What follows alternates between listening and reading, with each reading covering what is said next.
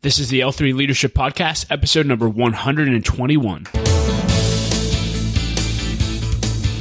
What's up, everybody, and welcome to episode number 121 of the L3 Leadership Podcast. My name is Doug Smith, and I'm the founder of L3 Leadership. We're a leadership development company based out of Pittsburgh, Pennsylvania, and our purpose is to help you become the best leader that you can be. In this episode, you're going to get to hear a talk that I gave at our L3 Leadership Beaver County chapter. I spoke on the habits and disciplines of great leaders. It's one of my favorite subjects, and I think it'll be very practical and a lot of things that you can apply immediately to your life. And so, really excited for you to listen to that. As always, if you're new to the podcast, you're going to get at least 3 or 4 episodes every single month. One will always be from our leadership events. One will be an interview that I do with high-level leaders. And then once a month, you'll also get a personal leadership lesson by me. As always, if you've been listening to the podcast for a while, I'd appreciate if you would jump on iTunes and leave a rating and review and subscribe. That really helps us grow our audience organically. So thank you so much for that. I just want to thank our sponsor, and this month I'm actually going to thank our Beaver County sponsor, Champion Life Church, which is a church led by my mentor and my hero, Larry Betancourt.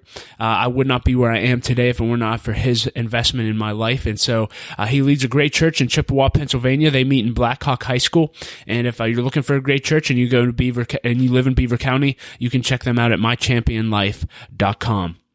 That being said, let's just jump right into the talk. Again, you're about to hear me share on the habits and disciplines of great leaders. Enjoy, and I'll be back at the end with a few announcements. That being said, we'll jump right into the lesson that I want to share today. And actually, this is one of my favorite topics to talk about. It's a lesson that I've wanted to do for a while. I'm going to be talking to you about the habits and disciplines of great leaders. The habits and discipline of great leaders. And one reason I love this subject, and it's actually one of my favorite things to ask leaders. If you don't know, we have a podcast and I interview a leader once a month. And one question that I normally ask is, what are the habits and disciplines that you have on a daily basis that enable you to be effective? After a while, when you start growing in leadership, you'll get the basic concepts and principles of leadership and being a great leader or growing your potential. You can get those things under your belt, but ultimately what's going to set you up for your success is your habits and disciplines that you carry out and execute on a daily basis. So all this lesson is really a compilation of habits and disciplines that I've developed in my life, and really the only reason I've developed them is because I've seen them modeled in other people. And it's amazing how many executives I've spent time with, how many great leaders I've spent time with, how consistent they are, and how similar they are in the habits that they do. And so I'm going to share with you 12 habits that'll add value to your life. A few resources for you if you're looking for resources to grow and develop your habits and discipline. One is a book that changed my life in 2003 called Today Matters by John Maxwell. Today Matters. The thesis of that book is we exaggerate today, we exaggerate yesterday, we overestimate tomorrow, and we underestimate today. And in the book, he actually shares he calls it his daily dozen, but it's the 12 decisions that he manages on a daily basis. So if you're looking for like a basic foundation of disciplines, I'd encourage you to read that book. And another quote he said in there I love, he said, "The secret of your success is determined by your daily agenda." Again, ultimately what's going to make you successful in your marriage, in your company, in your ministry is what you do on a daily basis. Another resource, I think I have it in your notes, is The Power of Habit by Charles Duhigg. It's probably the best book. I think it's 2 or 3 years old now. It's one of the best books I've ever read on habits and how to change your habits. I could not put it down. I read it in like a week, and that's rare for me to do that with a book. And then lastly, The 7 Habits of Highly Effective People by Stephen Covey. If you haven't read that, that is a must-read for leaders. So a few thoughts on habits and disciplines before we jump into them. John Maxwell said this: daily we are either preparing or repairing. Again, this theme of daily. Daily you're either getting better and moving towards who you've ultimately been called to become, or you're moving away from that. Jim Rohn said this: we must all suffer one of 2 things, either the pain of discipline or the pain of regret or disappointment. Again, you're either going to be disciplined and implement the habits in your life and be happy because of that, or you're not going to be disciplined and not have the right habits in your life, and you're ultimately going to be disappointed with what you do with your life. I love that quote. And then lastly, I'll share this poem that I love. It's called The Habit Poem. It says this: it says, "I am your constant companion. I am your greatest helper or heaviest burden. I will push you onward or drag you down to failure. I am completely at your command. Half the things you do you might as well turn over to me, and I will do them quickly and correctly. I am easily managed. You must be firm with me. Show me exactly how you want something done, and after a few lessons, I will do it automatically. I am a servant of great people, and alas, of all failures as well. Those who are great I have made great, and those who are failures I have made failures. I am not a machine, though I work with precision, the precision of a machine, plus the intelligence of a person. You may run me for profit or run me for ruin. It makes no difference to me. Take me, train me, be firm with me, and I will place the world at your feet. Be easy with me, and I will destroy you. Who am I? I am habit. And I just love that. I think that gives a perfect glance at what habits can do into your life. Another reason I think habits are so impactful, I was interviewing a guy named Ed Greffenstedt. He's the CEO of the Dietrich Foundation recently, which is a $540 million foundation. They're doing amazing things. But I was asking about what advice he has for young people when it comes to finances. And he said, I'm absolutely astounded of humans' inability to understand the power of compound interest. And he was just talking about retirement and how just putting a little bit away now can compound over time. Again, you guys probably heard the statistics. If you put away, like $30 a month for 30 years, you'll eventually be a millionaire. I don't know if it's exactly 30, but the power of compounding interest. And I thought how true about money, but also how true about our habits. And it's amazing how quickly your habits can compound. Pastor Larry has instilled a lot of habits and disciplines in me, and I've been following things that Pastor Larry has taught me now for 14 years, and I'm amazed at the compounding interest, so to speak, that those habits have had in my life. I've seen my influence compound, I've seen my health compound, my relationships, my money, my walk with God. All of those things have compounded in my life and grown immensely from where I started, simply because of my daily habits and disciplines. So what are the habits that I've both observed and practiced in great leaders? I'll run you through the list. Again, there's 12 of them. And if you're taking notes, there's fill-ins as well if you want to follow along. Habit number 1, great leaders spend time with God. Great leaders spend time with God. Gerald Brooks said this, I love this. He said, leadership is never about the spotlight. Your stage time can never exceed your prayer time. Your stage time can never exceed your prayer time. And I hesitate putting that in there because sometimes my stage time exceeds my prayer time, if I'm honest. But I think it's a challenging quote. And every leader that I know that does great things spends time with God daily. So my question to you, are you spending time in the Word of God on a daily basis? Are you journaling what things God are teaching you? Pastor Larry and I had breakfast yesterday, and he was sharing some things that God just has taught him and dealt with him about his heart. And I'm sure he has that written down so he can always go back to that. Are you spending time in prayer? Are you praying with God? Are you spending time in worship? Are you going to church? I think faith should be such an important habit. And again, I'm preaching to the choir literally here. But great leaders spend time with God is habit number 1. Habit number 2, leaders determine and prioritize their values. Great leaders determine and they prioritize their value. They make a habit of this. A resource, I believe I put it in your notes, that I'd highly, highly, highly recommend is Creating a Life Plan by Michael Hyatt. Michael Hyatt was the CEO of Thomas Nelson Publishing, and he actually got coached by a guy named Dan Harkavy, and they actually wrote a book now called Creating Your Life Plan, or I think it's called Intentional Living. But essentially the life plan, and this is a great exercise I'd encourage you to do, it's taking every area of your life. The ones that they go over specifically are God, family, so your spouse and children and your extended family, work, career, health, finances, and then social.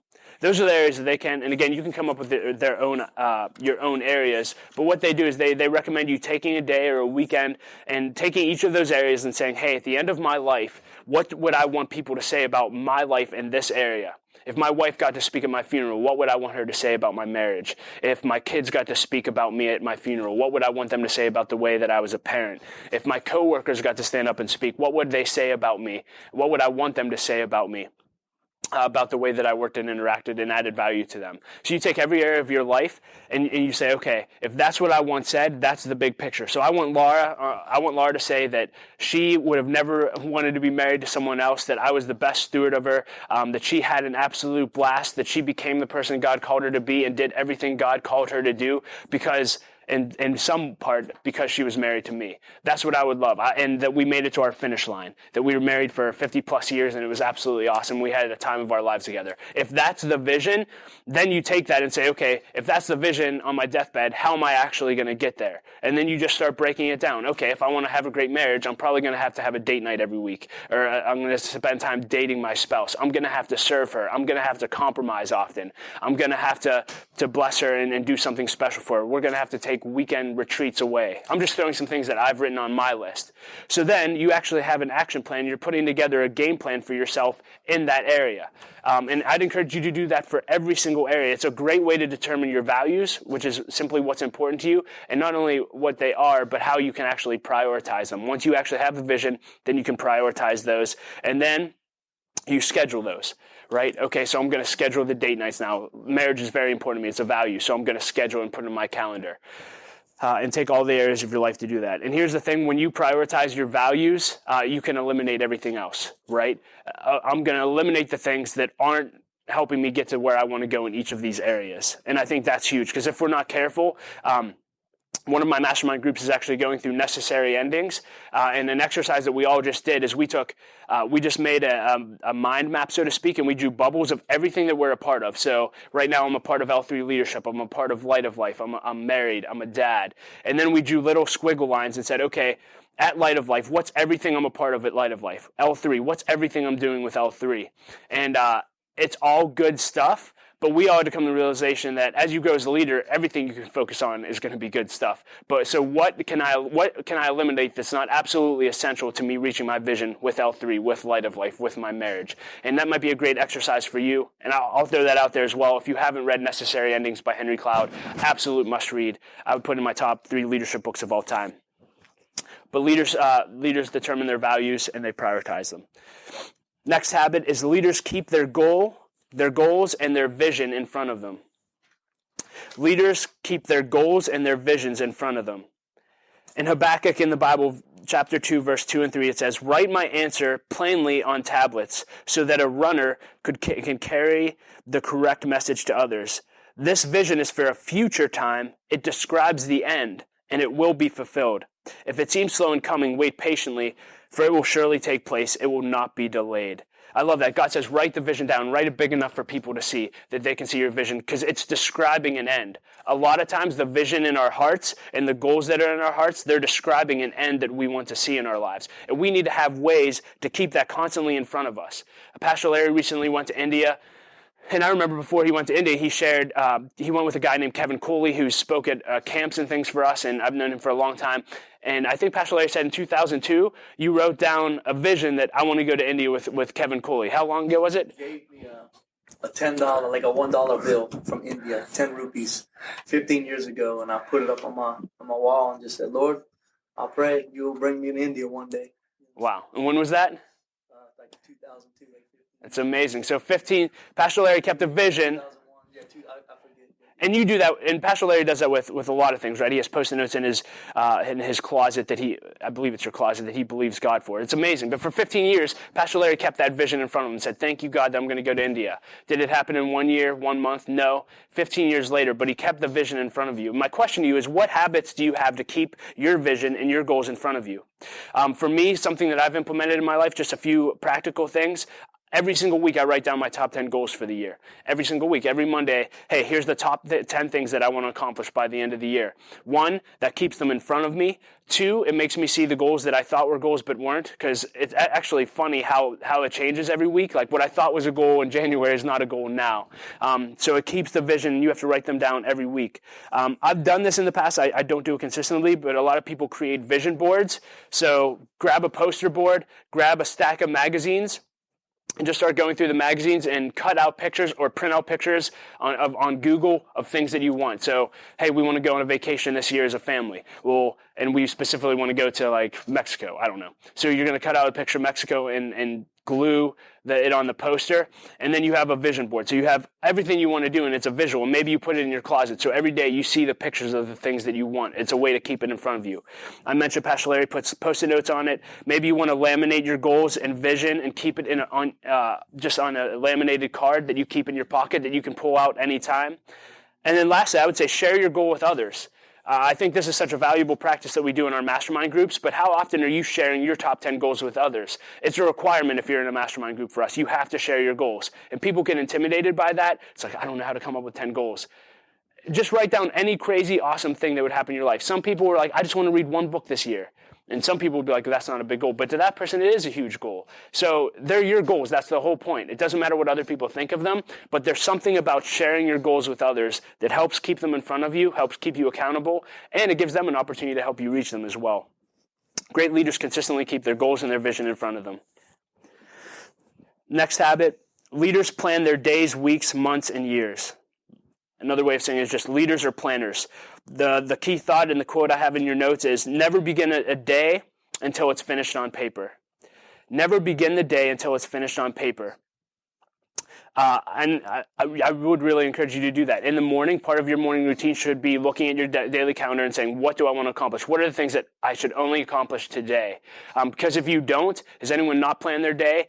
And in the back of your head, you had things that you knew you wanted to accomplish, but distractions came in, you got distracted, started looking at this and that, and all of a sudden you wasted your entire day because it wasn't planned.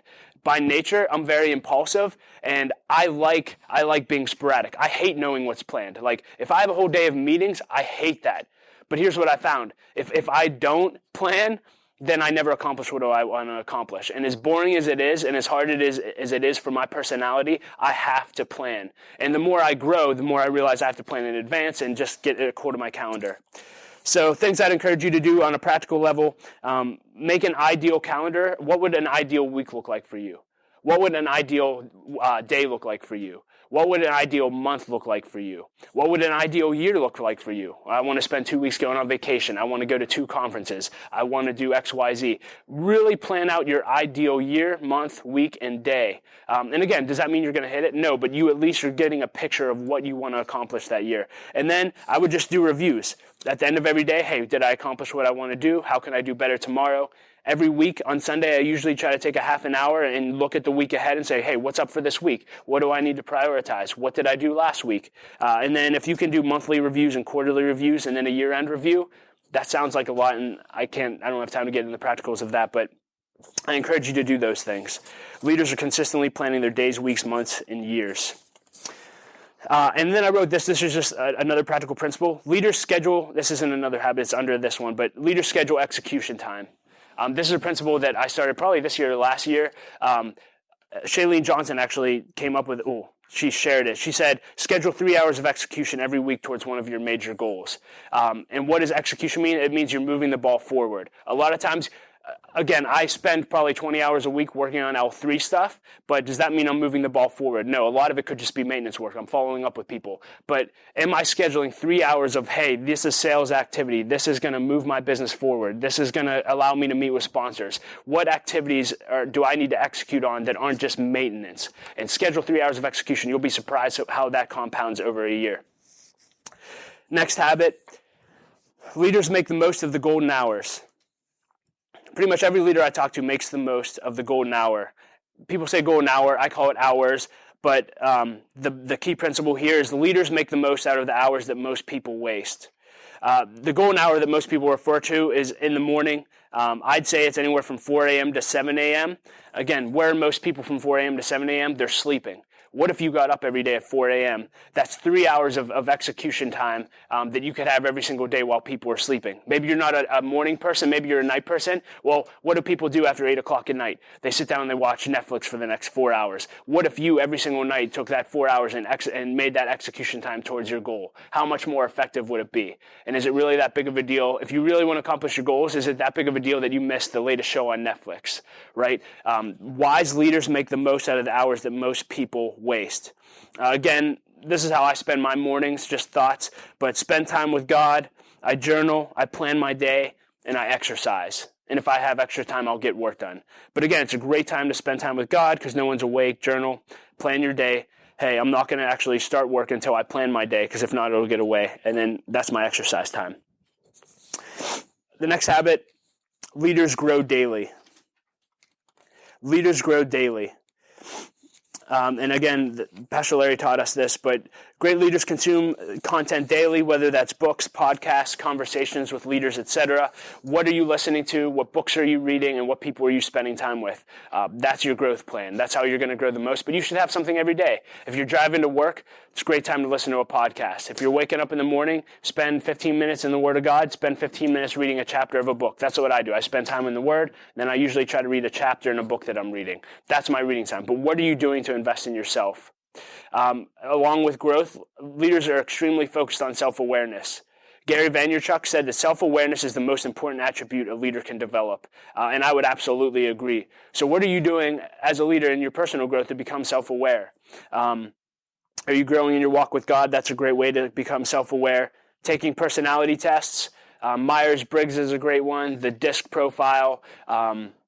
Strength Finders is a great personality test that you can take. Overcoming the Dark Side of Leadership is a great self-awareness book if you guys are looking for some resources. And then do you have mentors in your life helping you become self-aware? Sometimes we need leaders to say, hey, when you did that, that was absolutely stupid. We just need leaders to help us become self-aware. Again, with growth, leaders get coached daily. They're always networking. Here's a cool principle that I love. Tom Peters did a video. He said, never waste a lunch. Tom Peters said, never waste a lunch. And he said, if you take every Monday through Friday for the entire year, that's 52 weeks a year, and have lunch with someone interesting every single day, I think it comes out to like 242 lunches. Like that's 242 meetings that you could have had that you wouldn't have had if you didn't schedule and you just wasted your lunch seeing what's on Facebook. Now, I'm not saying you have to have lunch every single day, but what if you had two meetings a week with a leader that you could have spent time with? How much could you grow over the course of a year? Leaders are always networking. They're in mastermind groups or in some kind of small group where they get peer-to-peer coaching. And then they're actually leading something every day. Bill Hybels is a great principle for you to implement. Said, always be leading something. Again, the best way for you to grow and develop is actually do something, right? It's great to hear a talk, but if you don't execute on some of the principles I'm sharing, then you pretty much wasted an hour of your life. Always be leading something. Next habit, this is an attitude thing, but leaders show up every day. Leaders show up every day. Woody Allen said that 80% of success is simply showing up. I think that's true. Gerald Brooks said this. He said, success is not a secret. I think it's in your notes. He said, show up on time, show up prepared, show up to do your best, show up and do it for Jesus. I love that. And as a leader, do you have the attitude and ability to show up every day, regardless of if someone is motivating you or not, regardless of the outcome? Do you show up every day in your attitude? Do you show up every day with your work ethic? And do you show up every day in great places? Again, depending on your season of life, when I didn't have a kid, I used to be out 3 or 4 nights a week networking, right? While most people are at home watching Netflix. Where could you be showing up at great places that'll get you great opportunities and to interact with great people? Showing up to this breakfast. You guys are showing up. It'll help you be successful. And I would just say with this, don't let anyone have to set the bar for you. If you truly bring the best for you, if someone has to come and raise the bar for you, you're in trouble as a leader. I'm just going to show now I'm not saying that you need coaches in your life that'll stretch you. That's different. But if someone has to constantly saying, hey, you're always late, or hey, like you're kind of lazy, like you really need to step up your game. That's a mark on you already. And that leader's already said, hey, if this person doesn't grow, they're probably not going to make it to the next level. Don't let anyone else set the bar for you. Set your own bar. Next habit, leaders steward their money well. Leaders steward their money well on a daily basis. Again, a resource, if you guys have never been exposed to Dave Ramsey, it'll change your life. He has a program called Financial Peace. I went through when I was 17 or 18 when the church offered it. If you've not gone through that, please go through it. It'll save you so much frustration. But just a few thoughts on money, because I really do believe you need to handle money well if you want to grow as a leader. Mark Twain said this. He said, and this isn't a Bible verse, but he said, the lack of money is the root of all evil, which I thought was funny.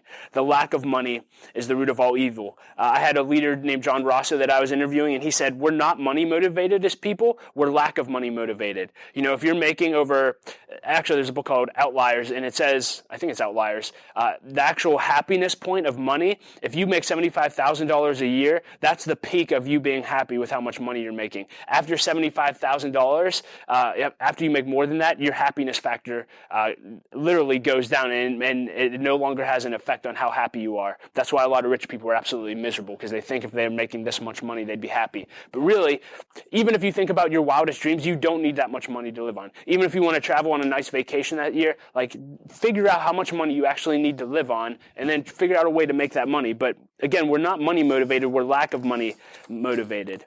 I put this: great leaders pursue their purpose over their money.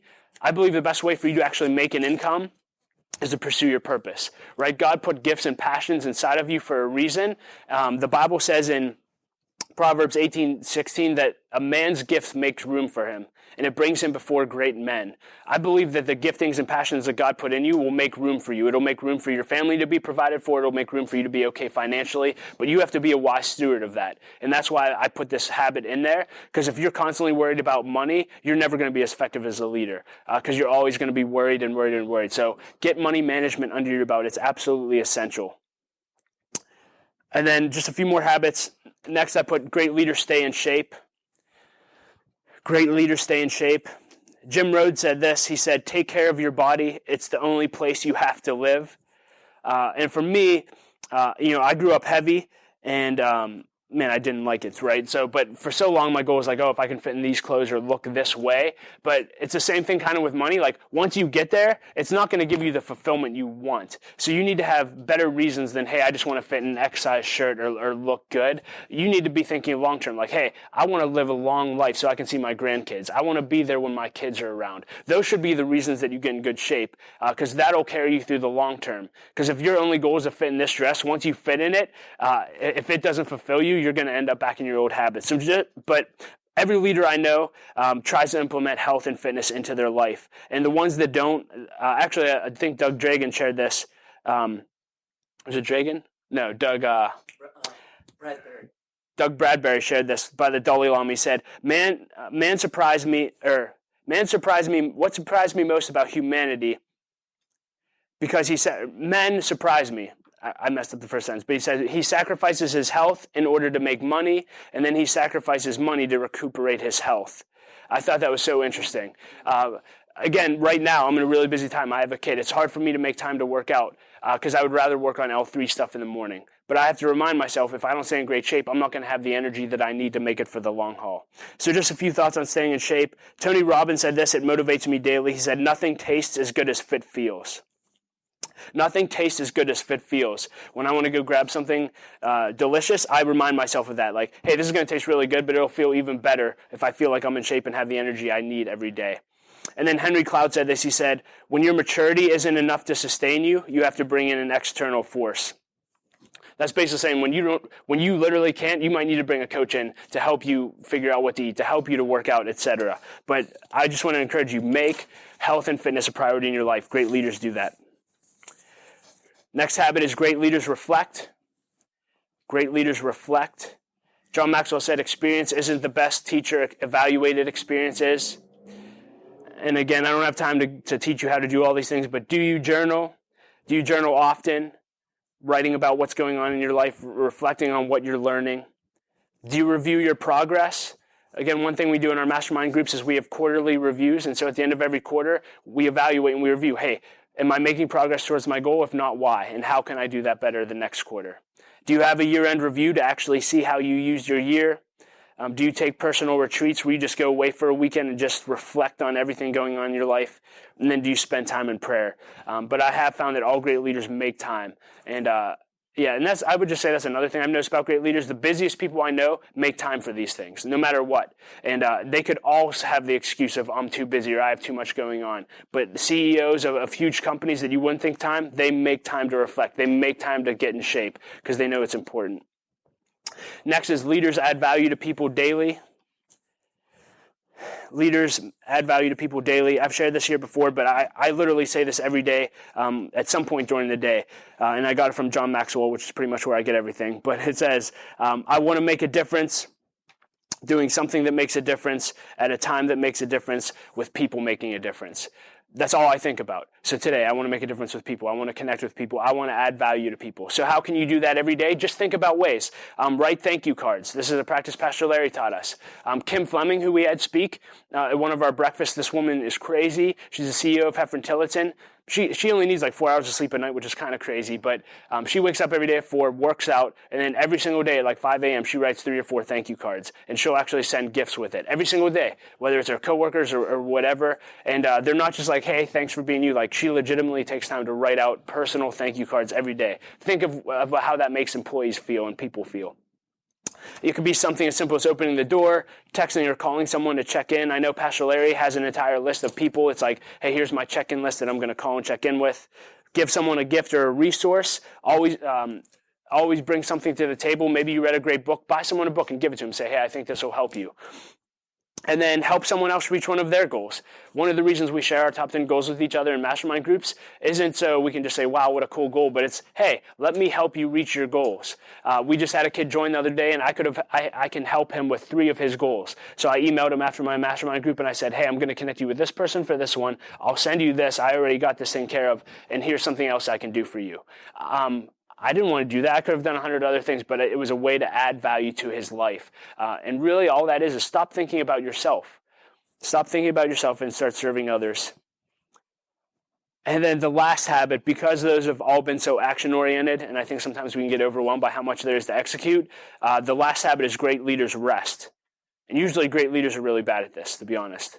But they need to be good. I have the principle in your notes. This really helped me. Rick Warren said this. He said, leaders divert daily, withdraw weekly, and abandon annually. What does that mean? He said daily, you need to divert. So if you work with your mind all day, if you're on a computer all day, you need to do something with your hands. For him, it's gardening. But I don't know what it would be for you. But what can you do with your hands if you work with your mind? Or if you work with your hands all day, what can you do with your mind at night, whether it's reading a book, etc.? Every week, you need to take a Sabbath, he said, without your cell phone, which I'm horrible at. But take a day where you just rest and spend time with your family doing the things that you should do. And then every year you owe yourself to go on vacation where you just totally unplug. And then I threw another goal out there, which is always a goal, but I never hit it. Get 8 hours of sleep a night. The best leaders that I've listened to say, like, your performance goes way up if you'll get 8 hours of sleep a night. When I actually do it, I do notice that. But I don't know about you, but like I always think like I'm wasting 2 hours. I can get off on 6 hours of sleep. But I think if we all strive to get 8, it will really help.